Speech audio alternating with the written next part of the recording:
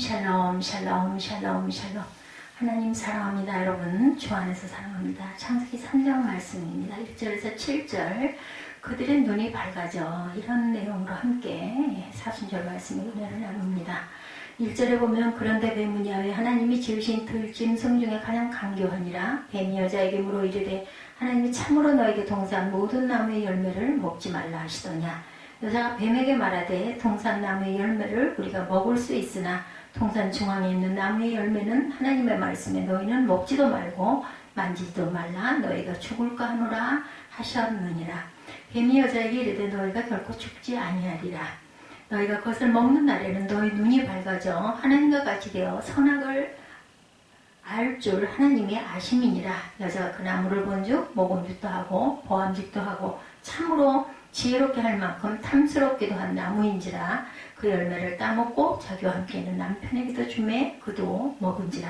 이에 그들이 눈이 밝아져 자기들의 벗은 줄 알고 무화과 나무에 불렸고 치마로 삼았더라. 눈이 밝아진 게 문제죠. 죄란 무엇일까요, 여러분들? 구원의 확신을 가지고 있는가 하는 질문들은 기독교인이면 당연히 자신있게 대답할 수 있는 기본적인 것이어야 함에 불구하고 신앙생활을 오래 했다는 분들조차도 그 질문에 잠깐 당황합니다.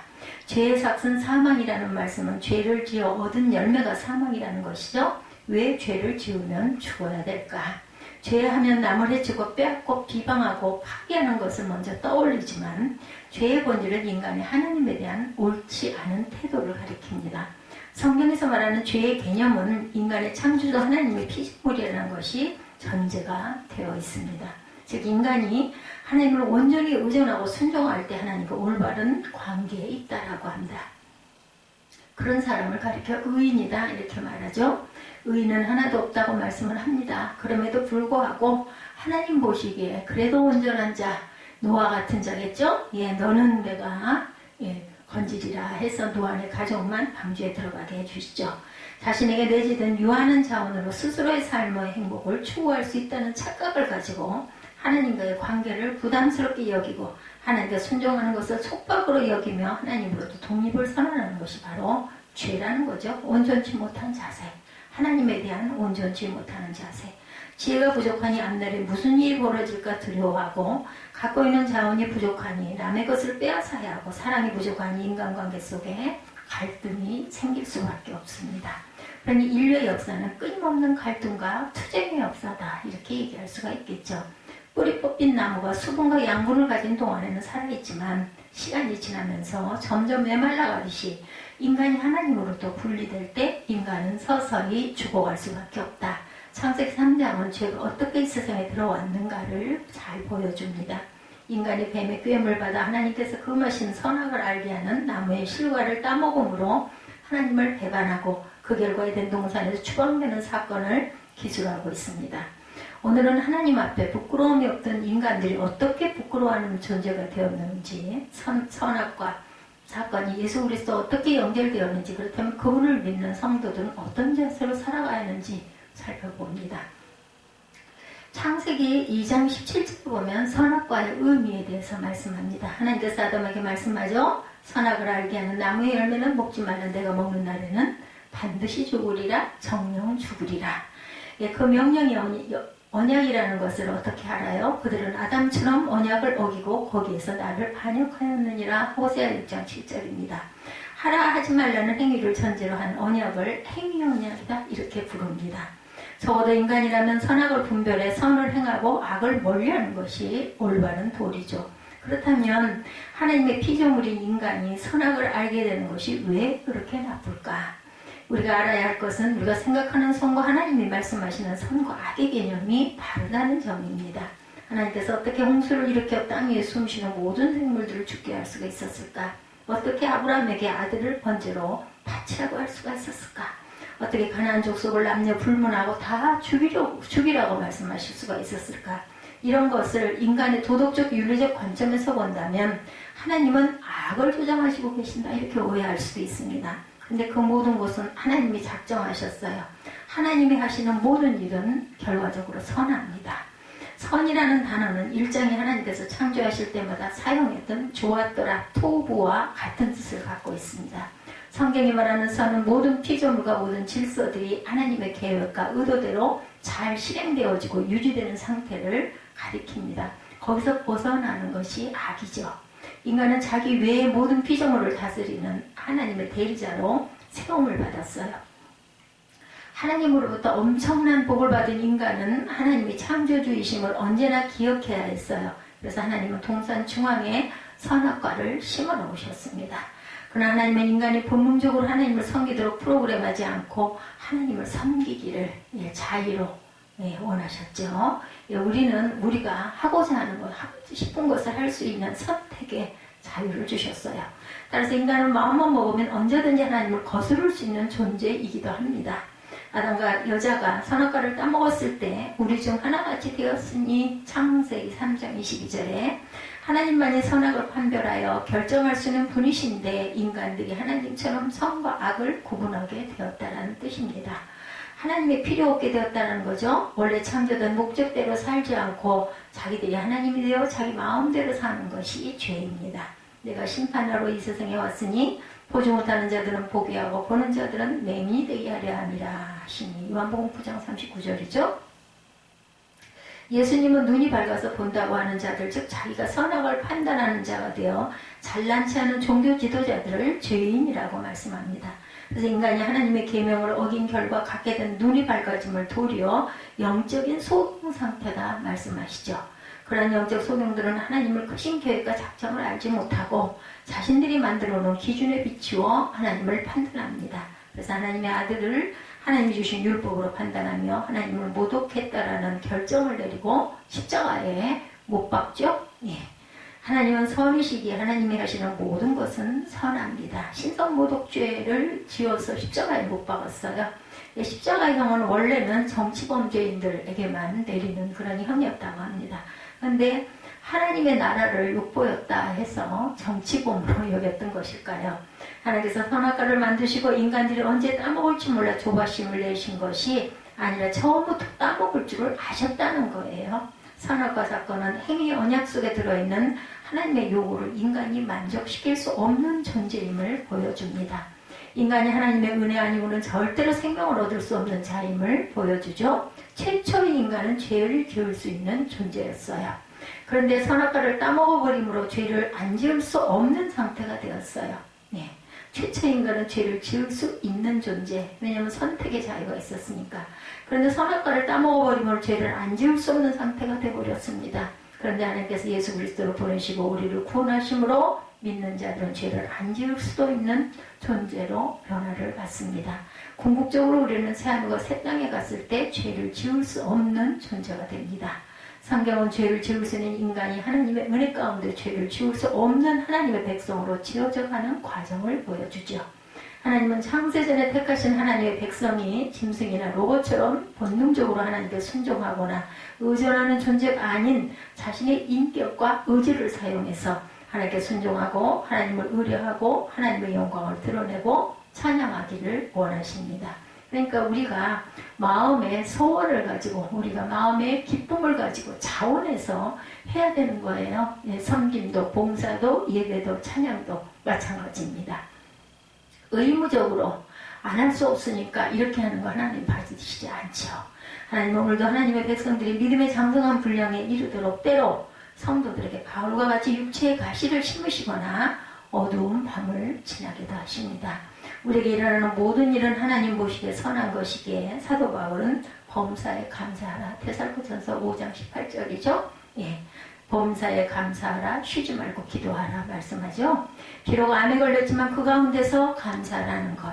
비록 사랑하는 자가 우리 곁을 떠났지만 그럼에도 불구하고 감사하라는 것. 비록 사업에 어려움을 겪을지라도 여전히 하나님을 의지하고 그분께 감사하라는 것. 범사에 감사하라는 말씀에 주님께서 우리와 함께 하시고 우리를 도우시겠다는 약속이 담겨 있습니다. 항상 또한 기뻐해야 되겠죠. 우리가 알거니와 하나님을 사랑하는 자 곧 그의 뜻대로 부르심을 입은 자들에게는 모든 것이 합력하여 선을 이루십니다. 삶 속에 일어나는 모든 일은 하나님의 선한 목적을 이루기 위한 것임을 기억해야 합니다. 너희 안에서 착한 일을 시작하신 이가 그리스도 예수의 날까지 이루실 줄을 우리는 확신하노라. 필리포스 1장 말씀이죠. 믿음의 연단을 통하여 우리가 정금같이 나올 것이고 궁극적으로 우리는 그리스도 예수의 날에 새하늘과 새 땅에 들어가게 됩니다. 따라서 성도들은 어떤 상황 속에도 절망하지 않고 도리어 담대하게 하나님의 선하신 뜻을 바라보고 나아가야 합니다. 그러려면 하나님과 동행하고 하나님께 우리의 삶의 주권을 내어드려야 되겠다. 선악과 사건, 뱀의 유혹 1절에서 5절까지죠. 3장 1절에 보면 뱀은 야훼 하나님이 지으신 들짐승 중에 가장 강교하니라. 뱀이 여자에게 물어 이르되 하나님이 참으로 너에게 동산 모든 나무 열매를 먹지 말라 하시더냐. 여자가 뱀에게 말하되 동산 나무 열매를 우리가 먹을 수 있으나 동산 중앙에 있는 나무의 열매는 하나님의 말씀이 너희는 먹지도 말고 만지지도 말라. 너희가 죽을까 하노라 하셨느니라. 뱀이 여자에게 이르되 너희가 결코 죽지 아니하리라. 그것을 먹는 날에 너희 눈이 밝아져 하나님과 같이 되어 선악을 알 줄 하나님이 아시니라. 지으신으로 번역된 히브리어 아사는 만들다라는 뜻과 더불어 임무를 맡기다라는 뜻을 갖고 있습니다. 역사를 주관하신 하나님께서 뱀에게 어떤 임무를 맡기기 위해서 지으셨다라는 거예요. 사단이 대단한 존재일지라도 하나님께서 쓰시는 도구일 뿐입니다. 사단이 하나님의 허락하신 범위 안에서 행동을 하게 되어 있어요. 하나님은 타락한 인생들을 통해서 하나님을 떠난 자들이 어떤 삶을 살게 될 것인지를 하나님의 백성들에게 보여주시죠. 여호와께서 온갖 것을 그 쓰임에 적당하게 지으셨나니 악인도 악한 날에 적당하게 하셨느니라. 잠언 16장이죠. 악인들 즉 택함 받지 못한 자들은 악한 날에 적당하게 쓰시려고 지음을 받았습니다. 하나님의 구원 계획이 완성되었을 때 그들은 가차없이 버림을 받을 것입니다. 또 그들은 미혹하는 마귀가 불과 유황못에 던져지니 거기는 짐승과 거짓 선지자도 있어 세세토록 밤낮 괴로움을 받으리라. 계시록 20장이죠. 하나님은 지금도 하나님의 백성의 구원을 위해 역사를 주관하십니다. 따라서 우리는 인류의 역사를 구속사의 관점에서 보아야 할 것입니다. 본문에 나오는 뱀은 지금 우리가 알고 있는 뱀이 아니죠. 큰 용이 내어 쫓기니 옛뱀 곧 마귀라고도 하고 사단이라고도 하는 온 천하를 꿰는 자라. 땅으로 내어 쫓기니 그의 사제들 저와 함께 되어 쫓기니라. 계시록 12장 9절입니다. 성경은 옛뱀을 사단과 동일시합니다. 이 용어 사단의 도구가 되어 사람에게 거짓말을 할 만큼 들짐승 중에 용 가장 강교하죠. 강교하다는 히브리어 아롬은 지혜롭다는 뜻도 갖고 있습니다. 마태복음에 보면 주님께서 제자들을 파송하시면서 뱀처럼 지혜로워라. 제가 정말 싫어했던 그런 단어입니다. 왜 하필이면 뱀에다 갖다 댔을까 했어요. 하나님을 떠난 지혜와 명철은 자신의 독이 되는 것이 아니라 독이 되기에 여기서는 부정적으로 쓰이는 거죠. 독이 되기에. 뱀이 여자에게 물어 이르되 문법적으로 보면 어쩌다 한번 물은 것이 아니라 여러 차례에 걸쳐 물은 것이에요. 문법적으로 보면. 여자가 뱀과 자주 시간을 가졌어요. 그러다 뱀이 자기가 친밀했던 하와를 미혹하는 거죠. 여자가 상징하는 교회와 언제든지 마귀의 미혹을 받을 수 있음을 경고합니다. 여자가 상징하는 교회에 언제든지 마귀의 미혹을 받을 수 있음을 경고하죠. 마귀는 머리에 뿔을 단 괴물로 찾아오는 것이 아니라 아주 친밀하고 현명하고 신뢰할 만한 존재로 다가오죠. 그래서 교회는 영적으로 항상 깨어 있어야 합니다. 이미 하나님께서 동산 각종 나무의 실과는 내가 임의로 먹되 선악을 알게 하는 나무의 실과는 먹지 말라. 내가 먹는 날에는 정녕 죽으리라. 1절에 보면 하나님이 참으로 너희들을 동산 모든 나무의 실과를 먹지 말라 하시더냐 라고 묻죠. 뱀이. 얼핏 보면 뱀의 실문에 문제가 있습니다. 그러나 사악한 계략이 있죠. 뱀은 참으로 모든이라는 단어를 살짝 끼워 넣습니다. 하나님이 먹지 말라고 하신 것은 선악과 나무 한 그룹뿐이고 그것을 제외한 나머지는 모두 먹을 수 있었는데도 불구하고 교묘하게 비틀어서 부정적으로 말함으로 오직 그것만 눈에 들어오게 합니다. 하나님의 엄격함을 강조하고 하나님의 본의를 의심하게 하고 하나님이 무엇인가 주시지 않은 듯한 인상을 강하게 주어서 섭섭한 마음을 일으키죠. 이는 하나님과 사람의 신뢰관계에 균열을 가게 하는 시도입니다. 에덴 동산이 이상적이었던 이유는 물질적 부여함 때문이 아니라 하나님과 사람 그리고 다른 피조물이 하나님의 질서와 조화 안에서 서로 아름다운 관계를 형성했기 때문입니다. 여자가 하나님의 말씀에 확실히 서 있지 못하니 흔들리죠. 여자는 어떻게 뱀에게 대답했어요? 3장 2, 3절에 동산나무의 열매를 우리가 먹을 수 있으나 동산 중앙에 있는 나무의 열매는 하나님의 말씀에 너희는 먹지도 말고 만지지도 말라 너희가 죽을까 하노라 하셨느니라. 항상 하나님의 말씀을 혼잡하게 할 때 문제가 됩니다. 하나님은 모든 나무의 실과를 먹을 수 있다고 말씀하셨으나 여자는 모든이라는 말을 빠뜨립니다. 게다가 만지지도 말라는 말까지 임의로 덧붙였어요. 하나님은 선악을 알게 하는 나무의 열매를 먹지 말라. 먹으면 반드시 죽으리라 2번이나 강조하셨으나 여자는 죽을까 하노라 하면서 하나님의 확실한 경고를 약화시켰습니다. 마귀는 처음부터 본심을 드러내지 않죠. 교묘하게 그러나 서서히 접근하며 기회를 보다 허점이 발견되면 여지없이 공격합니다. 말하는 동안 하와가 틈을 보이니 마귀는 기회를 놓치지를 않죠. 너희가 결코 죽지 아니하리라 하나님의 말씀에 정면으로 도전합니다. 인간의 생사화복을 주관하시는 분은 오직 하나님이신데 마귀는 자기가 주관하는 것처럼 거짓말을 하죠. 너희들 것을 먹는 날에는 눈이 밝아 하나님과 같이 되어 선악을 알 줄 하나님이 아심이니라.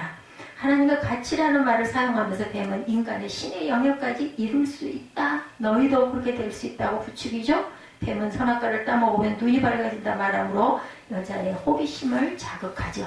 처음부터 인간의 마음속에는 하나님과 같이 되고자 하는 강렬한 욕구가 자리하고 있었어요.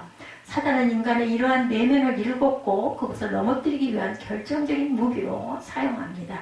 그러나 인간은 결코 하나님의 자리를 대신할 수가 없죠. 인간의 행복은 하나님과 같이 되는 데 있지 않고 하나님과 올바른 관계를 갖는 데 있음을 우리는 기억해야 합니다. 유혹의 결국은 넘어가죠. 여자가 그 나무를 본즉 먹음직도 하고 보암직도 하고 지혜롭게 할 만큼 탐스럽기도 한 나무인지라 그 열매를 따먹고 자기와 함께는 남편에게도 주매 그도 먹은지라. 이에 그들의 눈이 밝아져 자기들이 벗은 줄을 알고 무화과나 잎을 엮고 치마를 삼았더라. 대화하는 가운데 여자는 마귀의 꿰매 깊이 빠져들어갑니다. 그러면서 선악과를 다시 한번 쳐다보죠. 전에는 선악과가 보여도 먹으면 안 되는 것인 줄 알았기에 눈여겨보지 않았어요. 그러나 유혹에 빠지니까 이제는 달리 보입니다. 먹음직도 하고 보암직도 하고 지혜롭게 할 만큼 탐스럽게 보였다. 열매를 먹기도 전에 군침을 흘리는 것은 아직 죄라고 할 수는 없죠. 의지적으로 거절할 여지가 있기 때문입니다. 근데 아담과 여자는 의지적으로 선악과를 먹음으로 죄에 빠져버립니다. 사도 요한은 하나님의 은혜를 떠나 세상을 사랑하는 타락한 인간이 가지고 있는 문제를 3가지로 지적하는데 이것들은 여자의 반응과 연결이 되죠. 요한일서 2장 16절에 이는 세상에 있는 모든 것이 육신의 정욕과 안목의 정욕과 이생의 자랑이니 다 아버지께로부터 온 것이 아니요 세상으로부터 온 것이라. 먹음직한 육신의 정욕, 보암직함, 안목의 정욕, 그리고 탐스러움은 이생의 자랑을 나타냅니다. 하나님과 같이 된다는 뱀의 유혹에 빠져 욕심이 생기니 판단이 흐려지고 그래서 여자가 선악과를 따먹고 아담에게도 주어서 먹게 하죠. 여자가 유혹에 넘어갈 때 아담은 과연 어디 있었을까요? 아담이 외출 중인 동안 여자가 유혹에 넘어갔을까? 그렇지 않습니다. 바로 곁에 있었어요. 사단과의 대화를 들으면서 아담은 아무런 반박도 하지 않습니다. 범죄한 2사람의 눈이 밝아집니다. 그러나 하나님과 같이 되거나 지혜를 얻게 되기는커녕 자신의 의지와 상관없이 벗은 줄을 알게 되죠. 벗었으나 부끄러워하지 않던 아담과 여자가 부끄러움을 알게 됩니다. 하나님과의 관계가 깨져서 생긴 죄의 결과죠.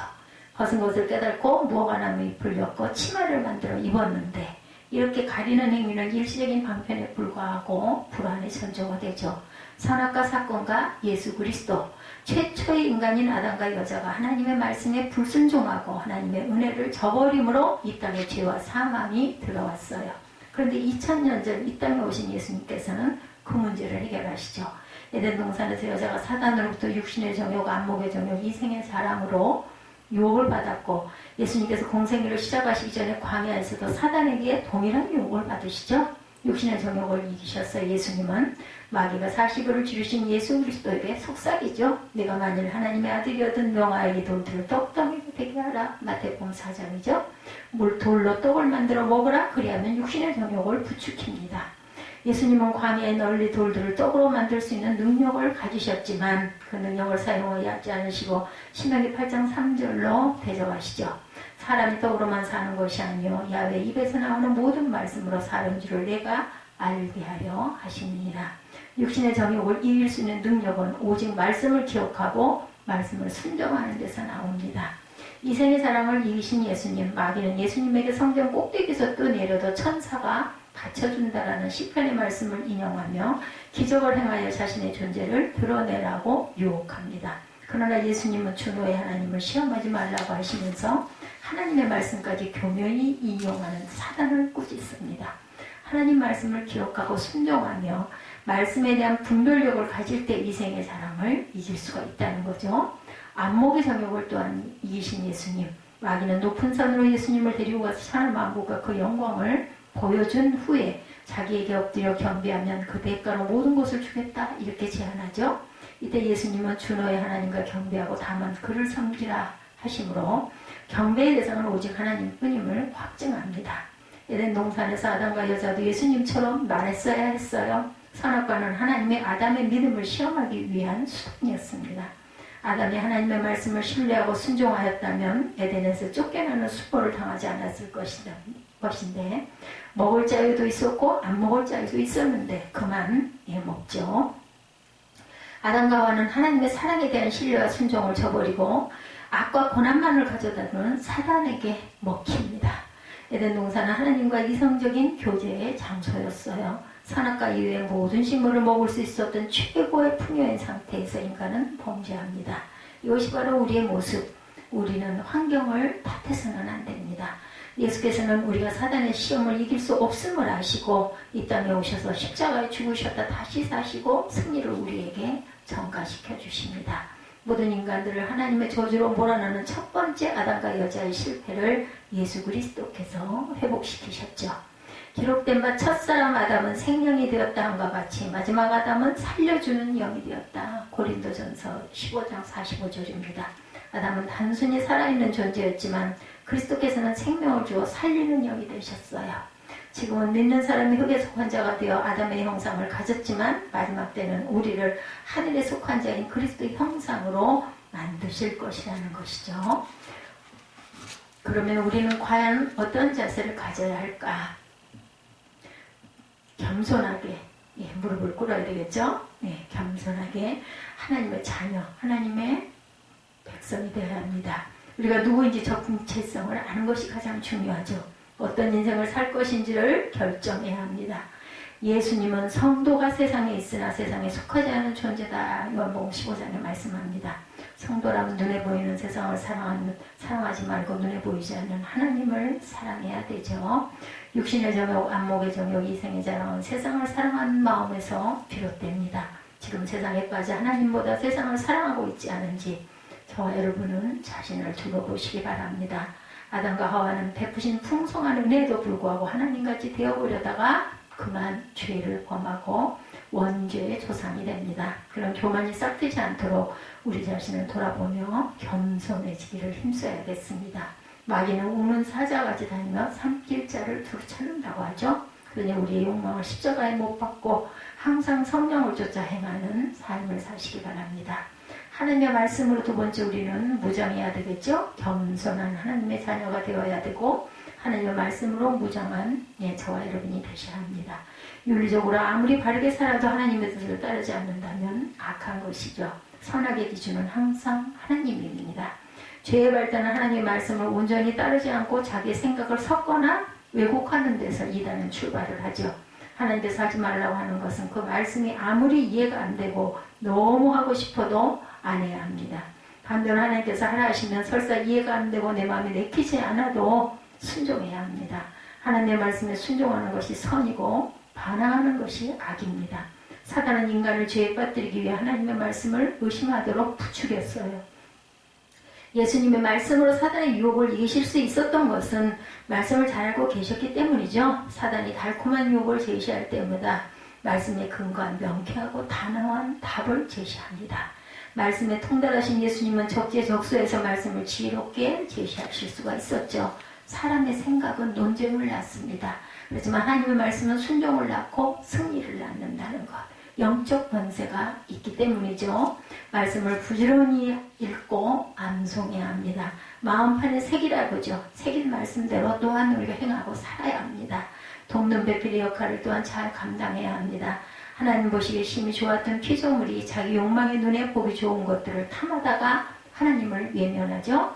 여자가 뱀의 유혹을 이기지 못하고 선악과를 따먹고 아담에게 주어서 아담까지 타락하게 만들었어요. 하나님의 목표는 생기를 소유한 아담이 아니라 생명나무 실과를 먹고 영원한 생명을 얻은 인물을 만드시는 것이었습니다.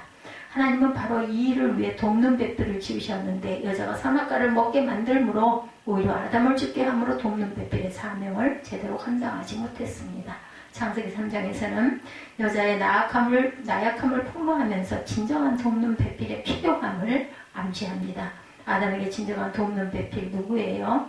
이스라엘아 야훼를 의지하라. 그는 너희의 도움, 에제르, 너희의 방패라고 10편 115편 9절에 증거하죠. 하나님의 백성을 돕는 배필은 하나님이십니다.